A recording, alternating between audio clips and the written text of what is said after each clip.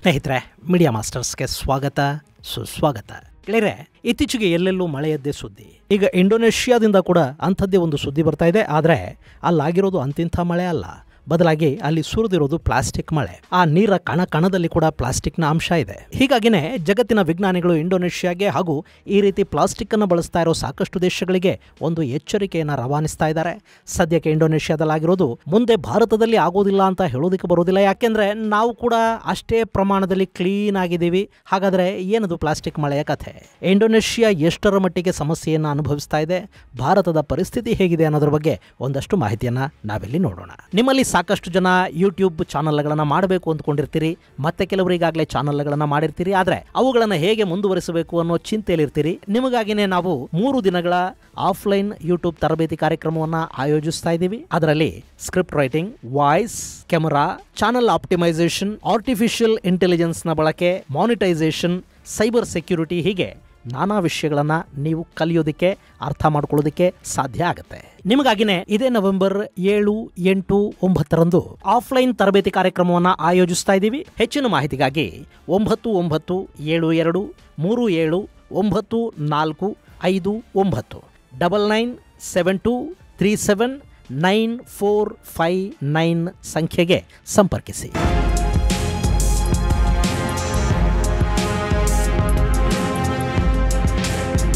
ಗೆಳೆಯರೆ, ಇಂಡೋನೇಷ್ಯಾದಲ್ಲಿ ವಿಚಿತ್ರವಾದ ಮಳೆ ಸುರಿದಿದೆ. ಅಲ್ಲಿನ ರಸ್ತೆಗಳಲ್ಲಿ ನೀರು ಹರಿದಿದೆ. ಆದರೆ ಆ ನೀರಿನ ಜೊತೆಯಲ್ಲಿ ಪ್ಲಾಸ್ಟಿಕ್ ವೇಸ್ಟು, ಪ್ಲಾಸ್ಟಿಕ್ ಪಾರ್ಟಿಕಲ್ಸ್ ಕೂಡ ಸಿಗ್ತಾ ಇವೆ. ಇದು ಅಲ್ಲಿನ ಪರಿಸರದ ಬಗ್ಗೆ ಒಂದು ಸ್ಪಷ್ಟ ಚಿತ್ರಣವನ್ನು ಕೊಡ್ತಾ ಇದೆ. ಈ ಬಗ್ಗೆ ಇಂಡೋನೇಷ್ಯಾದ national research and innovation agency ಅಲ್ಲಿನ ಮಳೆಯ ನೀರಲ್ಲಿ ಎಷ್ಟು ಪ್ರಮಾಣದ ಪ್ಲಾಸ್ಟಿಕ್ ಇದೆ ಅನ್ನೋದ್ರ ಬಗ್ಗೆ ಒಂದಷ್ಟು ಲೆಕ್ಕಾಚಾರಗಳನ್ನು ಕೂಡ ಹಾಕಿದೆ. ಅಲ್ಲಿ 1 ಚದುರ ಮೀಟರ್ ವ್ಯಾಪ್ತಿಯಲ್ಲಿ ಸುಮಾರು 15 ಮೈಕ್ರೋ ಪ್ಲಾಸ್ಟಿಕ್ ಕಣಗಳು ಸಿಕ್ಕಿವೆ.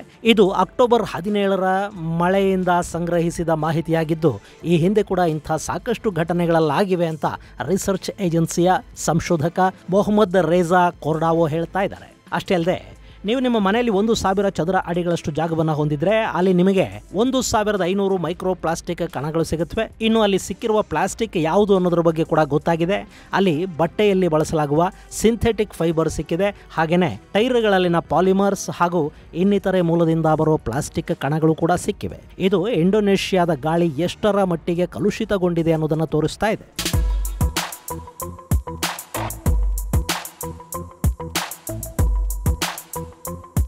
ಗೆಳೆಯರೆ, ಇಂಡೋನೇಷ್ಯಾದಲ್ಲಿ ವಿಪರೀತ ಪ್ರಮಾಣದಲ್ಲಿ ವಾಯು ಮಾಲಿನ್ಯ ಆಗ್ತಾ ಇರೋ ಬಗ್ಗೆ ಅಲ್ಲಿನ ಸಂಶೋಧನಾ ಕೇಂದ್ರಗಳು ಈ ಹಿಂದೆನೇ ಸಾಕಷ್ಟು ಬಾರಿ ಹೇಳಿದ್ವು. ಅಲ್ಲಿನ ಗಾಳಿಯಲ್ಲಿ ಪ್ಲಾಸ್ಟಿಕ್ ಕಣಗಳಿರೋ ಬಗ್ಗೆ, ಅದು ಅಲ್ಲಿನ ಜನರ ಉಸಿರಾಟದ ಜೊತೆ ದೇಹವನ್ನ ಸೇರುವ ಅಪಾಯದ ಬಗ್ಗೆ ಕೂಡ ಎಚ್ಚರಿಸಲಾಗಿತ್ತು. ಈಗ ಮಳೆಯ ನೀರಲ್ಲಿ ಕೂಡ ಆ ಕಣಗಳು ಸಿಗ್ತಾ ಇರೋದು ತುಂಬಾನೇ ಆತಂಕಕ್ಕೆ ಕಾರಣ ಆಗ್ತಾ ಇದೆ.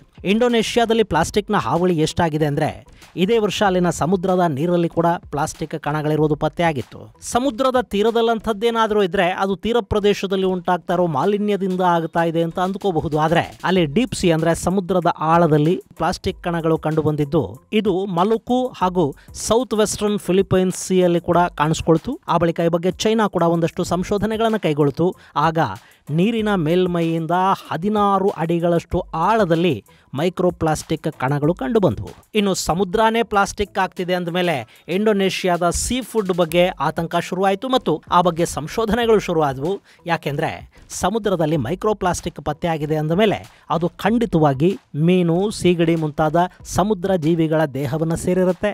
ಅಲ್ಲಿಂದ ಅದು ಮನುಷ್ಯರ ದೇಹವನ್ನು ಕೂಡ ಸೇರ್ತಾ ಹೋಗುತ್ತೆ. ಇಲ್ಲಿ ಪ್ಲಾಸ್ಟಿಕ್ ಅಂಶಗಳು ತುಂಬಾ ಸಣ್ಣ ಪಾರ್ಟಿಕಲ್ಸ್ ಆಗಿರೋದ್ರಿಂದ ಅವು ನೀರಿನ ಜೊತೆ ಅಥವಾ ಆಹಾರದ ಜೊತೆ ಸಮುದ್ರ ಜೀವಿಗಳ ಹೊಟ್ಟೆಯನ್ನ ಸೇರುತ್ತವೆ. ಹೀಗೆ ಮೈಕ್ರೋ ಪ್ಲಾಸ್ಟಿಕ್ ಅನ್ನ ತಿಂದು ಬದುಕಿರೋ ಜಲಚರಗಳನ್ನ ಮನುಷ್ಯ ಸೇವಿಸಿದಾಗ ಅದು ಮನುಷ್ಯನ ದೇಹಕ್ಕೂ ಪ್ರವೇಶ ಮಾಡುತ್ತೆ. ಹೀಗಾಗಿ ಇಂಡೋನೇಷ್ಯಾ ಅನ್ನೋದು ಇಡೀ ಜಗತ್ತಲ್ಲಿ ಅತಿ ಹೆಚ್ಚು ಮೈಕ್ರೋ ಪ್ಲಾಸ್ಟಿಕ್ ಅನ್ನ ಕನ್ಸ್ಯೂಮ್ ಮಾಡ್ತಾ ಇರೋ ದೇಶಗಳ ಪಟ್ಟಿಲಿ ಮೊದಲನೇ ಸ್ಥಾನದಲ್ಲಿ ಕಾಣಿಸ್ಕೊಳ್ತಾ ಇದೆ. ಸಂಶೋಧನೆಗಳ ಪ್ರಕಾರ ಇಂಡೋನೇಷ್ಯಾದಲ್ಲಿ ಮಾಂಸಾಹಾರವನ್ನು ಸೇವಿಸುವ ಪ್ರತಿ ವ್ಯಕ್ತಿ ಪ್ರತಿ ತಿಂಗಳು ಸುಮಾರು 15 ಮಿಲಿಗ್ರಾಂನಷ್ಟು ಮೈಕ್ರೋ ಪ್ಲಾಸ್ಟಿಕ್ ಅನ್ನ ತನಗೆ ಗೊತ್ತಿಲ್ಲದೆ ತನ್ನ ದೇಹಕ್ಕೆ ಸೇರಿಸ್ಕೊಳ್ತಾ ಇದ್ದಾನೆ. ಇಲ್ಲಿ ಇಂಡೋನೇಷ್ಯಾದ ನಂತರ ಇದೇ ಪರಿಸ್ಥಿತಿಯಲ್ಲಿರೋ ಸುಮಾರು 108 ದೇಶಗಳನ್ನು ಪಟ್ಟಿ ಮಾಡಲಾಗಿದೆ. ಹಾಗೆಯೇ 2ನೇ ಸ್ಥಾನದಲ್ಲಿ ಮಲೇಷಿಯಾ ಇದೆ. ಅಲ್ಲಿ ಪ್ರತಿ ತಿಂಗಳು ಪ್ರತಿ ವ್ಯಕ್ತಿ ಸುಮಾರು 12 ಮಿಲಿಗ್ರಾಂನಷ್ಟು ಮೈಕ್ರೋ ಪ್ಲಾಸ್ಟಿಕ್ ಅನ್ನ ಸೇವಿಸ್ತಾ ಇದ್ರೆ, ಫಿಲಿಪೀನ್ಸ್ ಹಾಗೂ ವಿಯೆಟ್ನಾಂಗಳಲ್ಲಿ 11 ಮಿಲಿಗ್ರಾಂನಷ್ಟು ಮೈಕ್ರೋ ಪ್ಲಾಸ್ಟಿಕ್ ದೇಹವನ್ನು ಸೇರ್ತಾ ಇದೆ. ಇದರಲ್ಲಿ ಬಹುತೇಕ ಮೈಕ್ರೋ ಪ್ಲಾಸ್ಟಿಕ್ ಮನುಷ್ಯರ ದೇಹವನ್ನು ಸೇರ್ತಾ ಇರೋದು ಸೀ ಫುಡ್ನ ಮೂಲಕ. ಗೆಳೆಯರೆ, ಇಲ್ಲಿ ಮೈಕ್ರೋಪ್ಲಾಸ್ಟಿಕ್ ಗಾಳಿಯಲ್ಲಿದ್ದರೂ ನೀರಲ್ಲಿದ್ದರೂ ಅಷ್ಟೇ ಯಾಕೆ, ಅದು ಸೀ ಫುಡ್ ಅಲ್ಲಿದ್ರೂ ಕೂಡ ಮನುಷ್ಯನಿಗೆ ಸಮಸ್ಯೆಯನ್ನು ಉಂಟು ಮಾಡುತ್ತೆ. ಇದು ಮನುಷ್ಯನ ದೇಹವನ್ನು ಸೇರುವುದರಿಂದ ಸಾಕಷ್ಟು ಆರೋಗ್ಯ ಸಮಸ್ಯೆಗಳು ಶುರು ಆಗುತ್ತವೆ. ಅದರಲ್ಲೂ ಪ್ರಮುಖವಾಗಿ ಕ್ಯಾನ್ಸರ್, ಶ್ವಾಸಕೋಶದ ತೊಂದರೆ ಸೇರಿದ ಹಾಗೆ ದೊಡ್ಡ ಸಮಸ್ಯೆಗಳಿಗೆ ಮನುಷ್ಯ ತುತ್ತಾಗ್ತಾನೆ. ಇನ್ನು ಇದನ್ನು ನಿಯಂತ್ರಿಸಬೇಕು ಅಂದ್ರೆ ಏನು ಮಾಡಬೇಕು? ಈಗ ಇಂಡೋನೇಷ್ಯಾನೇ ತಗೊಳ್ಳಿ, ಅಲ್ಲಿ ಈಗಾಗಲೇ ಗಾಳಿಯಲ್ಲಿ ವಿಪರೀತ ಅನ್ನೋಷ್ಟು ಪ್ಲಾಸ್ಟಿಕ್ ಕಣಗಳಿವೆ. ಆ ಗಾಳಿಯನ್ನು ಉಸಿರಾಡಿದ್ರೂ ಕೂಡ ಅದು ನಮ್ಮ ದೇಹವನ್ನು ಸೇರುತ್ತೆ. ಅದನ್ನು ತಡಿಬೇಕು ಅಂದ್ರೆ ಅವರು ಮಾಸ್ಕ್ಗಳನ್ನು ಬಳಸಬೇಕು. ದುರಂತ ಅಂದ್ರೆ ಮಾಸ್ಕ್ ತಯಾರು ಮಾಡೋದಕ್ಕೆ ಬಳಸೋ ಬಟ್ಟೆ ಇದೆಯಲ್ಲ, ಅದು ಕೂಡ ಮೈಕ್ರೋ ಪ್ಲಾಸ್ಟಿಕ್ ಕಣಗಳನ್ನೇ ಉತ್ಪಾದನೆ ಮಾಡುತ್ತೆ. ಇಲ್ಲಿ ಕಾಟನ್ ಮಾಸ್ಕ್ ಅನ್ನು ಬಿಟ್ಟರೆ ಬೇರೆ ಯಾವುದೇ ರೀತಿಯ ಮಾಸ್ಕ್ಗಳು ಕೂಡ ಪರಿಸರಕ್ಕೆ ಹಾನಿಯನ್ನುಂಟು ಮಾಡುತ್ತವೆ. ಅಲ್ಲದೆ ಅವುಗಳನ್ನು ಸರಿಯಾಗಿ ಡಿಸ್ಪೋಸ್ ಮಾಡದೇ ಇದ್ರೆ ಅವು ಕೂಡ ವಾತಾವರಣಕ್ಕೆ ಮೈಕ್ರೋ ನೈಲಾನ್ ವಸ್ತುಗಳನ್ನು ಬಿಡುಗಡೆ ಮಾಡ್ತಾ ಹೋಗುತ್ತವೆ. ಇನ್ನು ಈ ಮೈಕ್ರೋ ಪ್ಲಾಸ್ಟಿಕ್ ಅನ್ನ ನೀವು ಕೂಡ ಸಾಕಷ್ಟು ಬಾರಿ ಗಮನಿಸಿರ್ತೀರಿ. ನೀವು ನೆರಳಲ್ಲಿ ಕೂತು ಬಿಸಿಲನ್ನು ನೋಡುವಾಗ ಅಥವಾ ನಿಮ್ಮ ಮನೆಯ ಒಳಕ್ಕೆ ಬಿಸಿಲು ಬೀಳುವ ಕಡೆ ಬಿಸಿಲಿನ ಬೆಳಕಿನ ಜೊತೆಗೆ ಸಣ್ಣ ಸಣ್ಣ ಧೂಳಿನ ತರದ ಪಾರ್ಟಿಕಲ್ಸ್ ಕಾಣುತ್ತಲ್ವಾ, ಧೂಳಿನ ದಾರದಂತ ವಸ್ತುಗಳು ಓಡಾಡ್ತಾ ಇರೋದನ್ನ ನೀವು ನೋಡಿರ್ತೀರಲ್ಲ. ಅದರಲ್ಲಿ ಕೆಲವು ಪ್ಲಾಸ್ಟಿಕ್ ಅಂಶಗಳಿರುತ್ತವೆ, ನೈಲಾನ್ ಇರುತ್ತೆ. ಇದಕ್ಕೆ ಕಾರಣ ನಾವು ಬಳಸುವ ಬಟ್ಟೆಗಳು ಹಾಗೂ ಇನ್ನಿತರ ಪ್ಲಾಸ್ಟಿಕ್ ವಸ್ತುಗಳು. ಪ್ಲಾಸ್ಟಿಕ್ ಅನ್ನೋದು ಬರೀ ಗಾಳಿ ಸೇರಿ ಮಾತ್ರ ನಮ್ಮ ಆರೋಗ್ಯವನ್ನು ಹಾಳು ಮಾಡುತ್ತೆ ಅಂತಲ್ಲ, ಅದನ್ನು ಬೇರೆ ಬೇರೆ ರೀತಿಯಲ್ಲಿ ನಾವು ಬಳಸೋದ್ರಿಂದಲೂ ಕೂಡ ಆರೋಗ್ಯ ಕೆಡುತ್ತೆ. ಆದರೆ ನಾವಿವತ್ತು ಹೇಗಾಗಿದ್ದೀವಿ ಅಂದರೆ ಪ್ಲಾಸ್ಟಿಕ್ ಇಲ್ಲ ಅಂದರೆ ಬದುಕೇ ಇಲ್ಲ ಅನ್ನೋ ಮಟ್ಟಕ್ಕೆ ನಮ್ಮನ್ನು ನಾವು ಪ್ಲಾಸ್ಟಿಕ್ ಮಾಡಿಕೊಂಡು ಕೂತಿದ್ದೀವಿ. ಈ ಬಗ್ಗೆ ಡಾಕ್ಟರ್ ಖಾದರ್ ಏನು ಹೇಳ್ತಾರೆ ಅನ್ನೋದನ್ನು ಕೂಡ ಒಂದ್ಸರಿ ಕೇಳಿಸ್ಕೊಂಡು ಬಿಡಿ. ನೀವು ಬೆಂಗಳೂರಿಗೆ ಹೋಗ್ರಿ, ಉಸಿರು ಕಟ್ತಾ ಇದೆ. ಡಿಲ್ಲಿಗೆ ಹೋಗ್ರಿ, ಉಸಿರಾಡೋಕ್ಕೆ ಆಗ್ತಾ ಇಲ್ಲ. ಅಂದರೆ ಏನರ್ಥ? ಜಗತ್ತಿನ ನೀರು, ಮಣ್ಣು, ಗಾಳಿ ಕೆಮಿಕಲ್ಸಿಂದ ಕೂಡಿಕೊಂಡಿರೋದು. ಎಂಥ chemicals? Lead. You are breathing lead. Sir, placenta ಆ ತಾಯಿಯಿಂದ ಮಗುಗೆ, ಕರುಗೆ ಆ ಬಂಧ, ಅದರಲ್ಲಿ ಈ ಕಣಗಳು ಕಾಣಿಸ್ತಾ ಇವೆ, ಪ್ಲಾಸ್ಟಿಕ್ ಕಣಗಳು. ನೀರು ಪ್ಲಾಸ್ಟಿಕ್ ಬಾಟ್ಲಲ್ಲಿ ಕುಡಿತಾ ಇದ್ದೀರಾ. ನೀರು ಯಾಕೆ? ಇಡ್ಲಿ ಪ್ಲಾಸ್ಟಿಕ್ ಪೇಪರಲ್ಲಿ ಮಾಡ್ತಾ ಇದ್ದೀರಾ. ಯಾರೂ ಪ್ರಶ್ನೆ ಕೇಳ್ತಾ ಇಲ್ಲ. ಪ್ಲಾಸ್ಟಿಕ್ ಬಾಟಲ್ಗಳಲ್ಲಿ ಹಾಲು, ಪ್ಲಾಸ್ಟಿಕ್ ಚೀಲಗಳಲ್ಲಿ ಎಣ್ಣೆ, ಪ್ಲಾಸ್ಟಿಕ್ ಚೀಲಗಳಲ್ಲಿ ಔಷಧಿ ತಯಾರು ಮಾಡಿ ಪ್ಯಾಕ್ ಮಾಡಿ ಕೊಡ್ತಾ ಇದ್ದೀರಾ, ಆಯುರ್ವೇದ ಅಂತ ಹೇಳಿ. ಅಂದರೆ ನಿನಗೆ ರೋಗ ಬಂದಿದೆ ಅಂತ ಔಷಧಿ ತಗೊಂಡ್ರೆ ಅದರಿಂದಾನೇ ಕ್ಯಾನ್ಸರ್ ಬರೋ ನ್ಯಾನೋ ಪ್ಲಾಸ್ಟಿಕ್ಸ್ ಅಂತಾರೆ. ಇವೆಲ್ಲ ಕಾರಣಗಳು. ಇವತ್ತು ಕ್ಯಾನ್ಸರ್ ರೋಗಿಗಳ ಸಂಖ್ಯೆ ಹೆಚ್ಚಾಗ್ತಾ ಇರೋದಕ್ಕೆ, ಕಿದ್ವಾಯಿ ಸೇರಿದಂತೆ ನಾನಾ ಕ್ಯಾನ್ಸರ್ ಆಸ್ಪತ್ರೆಗಳು ತುಂಬಿ ಹೋಗ್ತಾ ಇರೋದಕ್ಕೆ, ನಮ್ಮಲ್ಲಿ ಕ್ಯಾನ್ಸರ್ ಸೊಸೈಟಿಗಳನ್ನು ಸ್ಥಾಪಿಸಬೇಕಾಗಿ ಬರ್ತಾ ಇರೋದಕ್ಕೆ ನಾನಾ ಕಾರಣಗಳಿವೆ. ಅದರಲ್ಲಿ ಪ್ಲಾಸ್ಟಿಕ್ ಬಳಕೆ ಅನ್ನೋದು ಒಂದು ದೊಡ್ಡ ಕಾರಣ. ಇಲ್ಲಿ ಡಾಕ್ಟರ್ ಖಾದರ್ ಏನು ಹೇಳ್ತಾ ಇದ್ದಾರೋ ಅದೇ ಮಾತುಗಳನ್ನೇ ಇಂಡೋನೇಷ್ಯಾದ ಸಂಶೋಧಕ ಮೊಹಮ್ಮದ್ ಕೂಡ ಹೇಳ್ತಾ ಇದ್ದಾರೆ. ನಿಮ್ಮ ಮನೆಯಲ್ಲಿ ಬಳಸುವ ಪ್ಲಾಸ್ಟಿಕ್ ಅನ್ನ ಕಡಿಮೆ ಮಾಡಿ, ಅಡಿಗೆ ಮನೆಯನ್ನ ಪ್ಲಾಸ್ಟಿಕ್ ಮುಕ್ತ ಮಾಡಿ, ಸಿಂಗಲ್ ಯೂಸ್ ಪ್ಲಾಸ್ಟಿಕ್ ಬಳಕೆಯನ್ನ ಸಂಪೂರ್ಣವಾಗಿ ನಿಲ್ಲಿಸಿಬಿಡಿ. ಸಾಧ್ಯ ಆದರೆ ಸಂಪೂರ್ಣವಾಗಿ ಪ್ಲಾಸ್ಟಿಕ್ ಮುಕ್ತ ಆಗೋದಕ್ಕೆ ಪ್ರಯತ್ನ ಪಡಿ ಅಂತ ಮೊಹಮ್ಮದ್ ರೇಜಾ ಕೊರಡಾವೋ ತಿಳಿಸಿದ್ದಾರೆ. ಇನ್ನು ಇದು ಕೇವಲ ಇಂಡೋನೇಷ್ಯಾಗೆ ಮಾತ್ರ ಸೀಮಿತ ಅಲ್ಲ, ಇದು ಜಗತ್ತಿನ ಪ್ರತಿಯೊಂದು ದೇಶಕ್ಕೂ ಕೂಡ ಒಂದು ಪಾಠ ಆಗಬಹುದಾದ ವಿಷಯ. ಇತ್ತೀಚೆಗೆ ಯುರೋಪಲ್ಲಿ ಸುರಿದ ಹಿಮದಲ್ಲಿ ಮೈಕ್ರೋ ಪ್ಲಾಸ್ಟಿಕ್ನ ಕಣಗಳು ಪತ್ತೆ ಆದವು. ಅದಕ್ಕೆ ಯುರೋಪಿಯನ್ ಯೂನಿಯನ್ ಉತ್ತರ ಆಫ್ರಿಕಾದ ದೇಶಗಳಿಂದ ಈ ಸಮಸ್ಯೆ ಉಂಟಾಗ್ತಾ ಇದೆ ಅಂತ ದೂರ್ತು. ಇನ್ನು ಭಾರತದಂಥ ದೇಶದಲ್ಲಿ ನಾವು ಅತ್ಯಂತ ನಯ ನಾಜೂಕಿನ ಜನ, ಹೀಗಾಗಿ ನಾವು ಪ್ಲಾಸ್ಟಿಕ್ಕನ್ನು ಬಳಸೋದೇ ಇಲ್ಲ. ಅದನ್ನು ನದಿ ಕೆರೆಗಳಿಗೆ ನಾವು ಎಸೆಯೋದಿಲ್ಲ. ಕಾಡುಗಳಿಗೆ ಪ್ಲಾಸ್ಟಿಕ್ ತಗೊಂಡು ಹೋಗಿ ಹಾಕೋ ನೀಚತನ ಖಂಡಿತ ನಮಗಿಲ್ಲ. ನಮ್ಮ ರಸ್ತೆಗಳು ಎಷ್ಟು ಕ್ಲೀನ್ ಆಗಿರುತ್ತವೆ ಅಂದರೆ ರಸ್ತೆ ಬದಿಯಲ್ಲಿ ಎಲ್ಲೂ ಕೂಡ ನಮಗೆ ಒಂದೇ ಒಂದು ಪ್ಲಾಸ್ಟಿಕ್ ಕಣ ಕೂಡ ನೋಡೋದಿಕ್ಕೂ ಸಿಗೋದಿಲ್ಲ.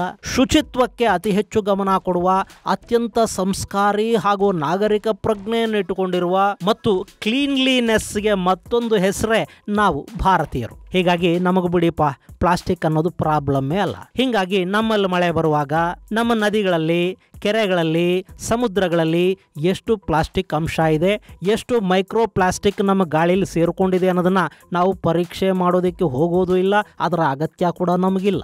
ನಾವು ಕಸಕ್ಕೆ ಬೆಂಕಿ ಹಾಕೋದಿಲ್ಲ, ಅದರಲ್ಲಿ ಪ್ಲಾಸ್ಟಿಕ್ಕನ್ನು ಸುಡೋದೇ ಇಲ್ಲ. ನಮ್ಮ ಟೆಕ್ಸ್ಟೈಲ್ ಇಂಡಸ್ಟ್ರಿಗಳು ಕೂಡ ಮಾಲಿನ್ಯ ಮಾಡೋದಿಲ್ಲ. ಅದಕ್ಕೆ ಬೇಕಾದ ಎಲ್ಲ ಎಚ್ಚರಿಕೆಯನ್ನು ನಮ್ಮ ಪೊಲ್ಯೂಷನ್ ಬೋರ್ಡುಗಳು ತಗೊಂಡಿರುತ್ತವೆ. ಅವರಷ್ಟು ಪ್ರಾಮಾಣಿಕರು ನಮ್ಮ ದೇಶದಲ್ಲಿ ಬೇರೆ ಯಾರೂ ಇಲ್ಲ. ಅಲ್ಲಿರೋರೆಲ್ಲ ಸತ್ಯ ಹರಿಶ್ಚಂದ್ರನ ತುಂಡುಗಳೇ. ಹಿಂಗಾಗಿ ನಾವು ಆ ಬಗ್ಗೆ ಹೆಚ್ಚು ತಲೆ ಕೆಡಿಸ್ಕೋಬೇಕಾಗಿಲ್ಲ ಅಲ್ವೇ ಗೆಳೆಯರೆ? ಇನ್ನಾದರೂ ನಾವು ಎಚ್ಚೆತ್ಕೊಳ್ಳೋಣ. ನಮ್ಮನ್ನು ಬಿಡಿ, ಹುಟ್ಟುತ್ತಾ ಇರೋ ಮಕ್ಕಳು ಕೂಡ ಸಮಸ್ಯೆಗೀಡಾಗ್ತಾ ಇವೆ. ಒಮ್ಮೆ ಮಕ್ಕಳ ಆಸ್ಪತ್ರೆ ಕಡೆ ಹೋಗಿ ನೋಡಿಕೊಂಡು ಬನ್ನಿ. ನಾವು ಬಳಸೋ ಪ್ಲಾಸ್ಟಿಕ್ ಈ ದೇಶದ ಮುಂದಿನ ತಲೆಮಾರುಗಳನ್ನ ರೋಗಗ್ರಸ್ತರನ್ನಾಗಿ ಮಾಡುತ್ತೆ. ನಮ್ಮ ಮಕ್ಕಳು, ನಮ್ಮ ಸಂತತಿ ಸುಖವಾಗಿರಬೇಕು ಅಂತ ಹೊಟ್ಟೆ ಬಟ್ಟೆ ಕಟ್ಟಿ ಕೂಡಿಡೋ ನಾವು ಅವರನ್ನ ಆರೋಗ್ಯವಂತರಾಗೋದಕ್ಕೆ ಬಿಡದೆ ಎಷ್ಟು ಆಸ್ತಿ ಮಾಡಿ ಇನ್ನೇನು ಪ್ರಯೋಜನ? ಪ್ಲಾಸ್ಟಿಕ್ ಬಳಕೆಯನ್ನು ಬಿಡಿ. ಇತ್ತೀಚೆಗೆ ಕರ್ನಾಟಕ ಸರ್ಕಾರ ಕೆಲ ಸರ್ಕಾರಿ ಕಚೇರಿಗಳಲ್ಲಿ ಪ್ಲಾಸ್ಟಿಕ್ ಅನ್ನ ಬ್ಯಾನ್ ಮಾಡೋದಾಗಿ ಹೇಳ್ತು. ಅದು ನಿಜಕ್ಕೂ ಸ್ವಾಗತಾರ್ಹ ಅಂಶ. ಇಡ್ಲಿ ಮಾಡೋ ಹೋಟೆಲ್ಗಳಿಗೆ ಹೋಗಿ ಪ್ಲಾಸ್ಟಿಕ್ ಪೇಪರ್ ಬಳಸದ ಹಾಗೆ ಎಚ್ಚರಿಕೆ ಕೊಡೋ ಕೆಲಸನೂ ಆಯ್ತು. ತುಂಬಾ ಸಂತೋಷ. ಆದ್ರೆ ಹಂಗೆ ಇಡ್ಲಿ ಮಾಡೋದಕ್ಕೆ ಪ್ಲಾಸ್ಟಿಕ್ ಬಳಕೆಯನ್ನ ಕಡಿಮೆ ಮಾಡಿದ್ರು. ಆ ಇಡ್ಲಿಗಳನ್ನ ಮತ್ತಿತರ ಆಹಾರ ಪದಾರ್ಥಗಳನ್ನ ಪ್ಯಾಕ್ ಮಾಡಿ ಕೊಡೋದಕ್ಕೆ ಪ್ಲಾಸ್ಟಿಕ್ ಬಳಕೆಯನ್ನ ಮುಂದುವರಿಸಿದ್ರು. ಬಿಸಿ ಇಡ್ಲಿ, ಬಿಸಿ ಅನ್ನ, ಬಿಸಿ ಸಾಂಬಾರು, ಬಿಸಿ ಕಾಫಿ ಮುಂತಾದವುಗಳನ್ನ ಪ್ಲಾಸ್ಟಿಕ್ ಕವರ್ಗಳಲ್ಲಿ ಹಾಕಿ ಕೊಡೋದನ್ನ ಸಾಕಷ್ಟು ಹೋಟೆಲ್ಗಳು ನಿಲ್ಲಿಸಲಿಲ್ಲ. ಈಗಲೂ ಹೋಟೆಲ್ಗಳಲ್ಲಿ ಆಹಾರ ಪ್ಯಾಕ್ ಮಾಡೋದಕ್ಕೆ ತೆಳು ಪ್ಲಾಸ್ಟಿಕ್ ಹಾಳೆಗಳನ್ನ ಬಳಸ್ತಲೇ ಇದ್ದಾರೆ. ಇನ್ನು ಸರ್ಕಾರನೇ ನೋಡಿ, ನೀವು ಪ್ಲಾಸ್ಟಿಕ್ ಬಳಸಬೇಡಿ ಅಂತ ಬೇರೆಯವರಿಗೆ ಹೇಳ್ತಾ ತನ್ನ ನಂದಿನಿ ಹಾಲನ್ನ, ಮೊಸರನ್ನ ಪ್ಲಾಸ್ಟಿಕ್ ಪಾಕೆಟಲ್ಲೇ ಕೊಡ್ತಾ ಇದೆ. ಅದು ಗಟ್ಟಿ ಪ್ಲಾಸ್ಟಿಕ್ ಅಂತ ಸಮರ್ಥನೆಗಳನ್ನ ಕೊಟ್ಕೊಳ್ಳೋದು ಬಿಡಿ. ಸರ್ಕಾರಿ ಮಟ್ಟದಲ್ಲಾದರೂ ಮೊದಲು ಪ್ಲಾಸ್ಟಿಕ್ ಬಳಕೆಯನ್ನ ಎಲ್ಲ ರೀತಿಯಲ್ಲೂ ನಿಲ್ಲಿಸೋ ಪ್ರಯತ್ನವನ್ನು ಮಾಡಿ, ಅಥವಾ ಪ್ಲಾಸ್ಟಿಕ್ ಸಮಗ್ರ ಸಂಗ್ರಹಕ್ಕೊಂದು ವ್ಯವಸ್ಥೆ ಮಾಡಿ. ನಮ್ಮಲ್ಲಿ ಪ್ಲಾಸ್ಟಿಕ್ ಅನ್ನ ವಾತಾವರಣಕ್ಕೆ ಸೇರದ ಹಾಗೆ ಸರಿಯಾದ ರೀತಿಯಲ್ಲಿ ಡಿಸ್ಪೋಸ್ ಮಾಡೋ ವ್ಯವಸ್ಥೆಗಳಿಲ್ಲ ಅನ್ನೋದಕ್ಕಿಂತ ಹೆಚ್ಚಾಗಿ ಜವಾಬ್ದಾರಿ, ತರಬೇತಿ ಮತ್ತು ಅರಿವು ಮೂಡಿಸುವ ಕೆಲಸ ನಡೆದಿಲ್ಲ ಅಂತ ಹೇಳೋದು ಸರಿಯಾಗುತ್ತೆ. ಶಾಲಾ ಮಟ್ಟದಲ್ಲಿ ಮಕ್ಕಳಿಗೆ ಪ್ಲಾಸ್ಟಿಕ್ ಬಳಕೆಯ ಬಗ್ಗೆ ಅರಿವು ಮೂಡಿಸೋ ಕೆಲಸ ನಡೀಲಿ. ಆ ಕೆಲಸ ಆಗದೇ ಇದ್ರೆ ಇಂಡೋನೇಷ್ಯಾಗಾಗಿರೋ ಗತಿನೇ ಭಾರತಕ್ಕೂ ಖಂಡಿತ ಆಗುತ್ತೆ. ನಮ್ಮಲ್ಲಿ ಕೂಡ ದೊಡ್ಡ ಪ್ರಮಾಣದ ಪ್ಲಾಸ್ಟಿಕ್ ಮಳೆಗಳಿಗೆ ನಾವು ಸಾಕ್ಷಿ ಆಗಬೇಕಾಗಿ ಬರುತ್ತೆ. ಇದು ಗೆಳೆಯರೆ, ಇಂಡೋನೇಷ್ಯಾದಲ್ಲಿ ಪ್ಲಾಸ್ಟಿಕ್ ಮಳೆ ಸುರಿದಿರೋದರ ಕುರಿತಾದ ಒಂದಷ್ಟು ಮಾಹಿತಿ. ಮುಂದಿನ ಸಂಚಿಕೆಯಲ್ಲಿ ಮತ್ತಷ್ಟು ವಿಶೇಷಗಳ ಜೊತೆ ಮತ್ತೆ ಭೇಟಿಯಾಗೋಣ. ಅಲ್ಲಿವರೆಗೆ ಜೈ ಹಿಂದ್, ಜೈ ಕರ್ನಾಟಕ.